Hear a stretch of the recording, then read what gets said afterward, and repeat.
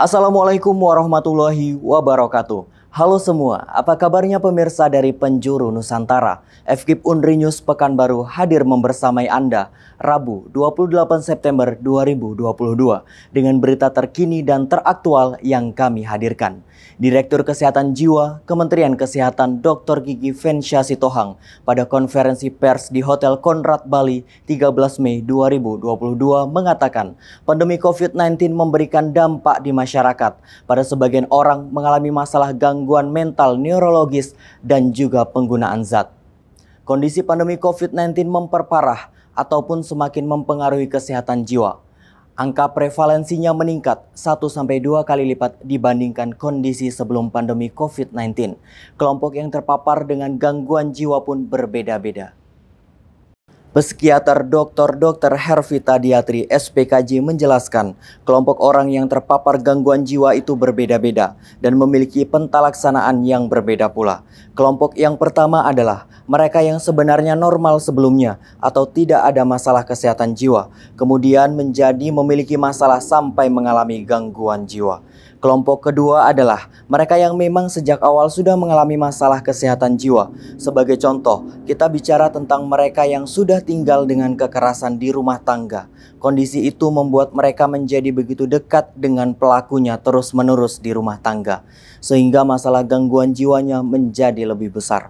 Kelompok ketiga adalah mereka yang memang sebelumnya sudah memiliki masalah kesehatan fisik dan mengalami kesulitan untuk mengakses layanan kesehatan, sehingga sangat wajar kalau merasa cemas yang kemudian kankernya bertambah berat, hipertensi, jantung, dan sebagainya menjadi berat.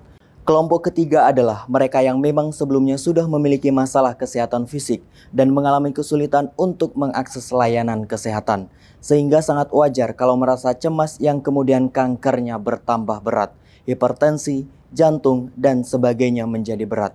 Demikian juga teman-teman dengan gangguan jiwa tidak bisa memiliki akses pengobatan. Kelompok terakhir adalah kelompok yang terutama banyak kita temukan di bulan Juli 2021, waktu gelombang kedua pandemi COVID-19, ketika masalah oksigen langka, sementara asupan oksigen ke otak itu kurang. Kelompok terakhir adalah kelompok yang terutama banyak kita temukan di bulan Juli 2021, waktu gelombang kedua pandemi COVID-19, ketika masalah oksigen langka, sementara asupan oksigen ke otak itu kurang, bisa saja pada akhirnya menyebabkan gangguan jiwa yang menetap.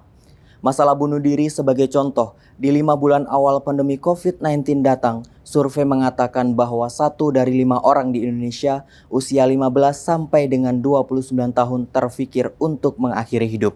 Selanjutnya, 1 tahun pasca pandemi oleh survei yang berbeda didapatkan data 2 dari 2 orang.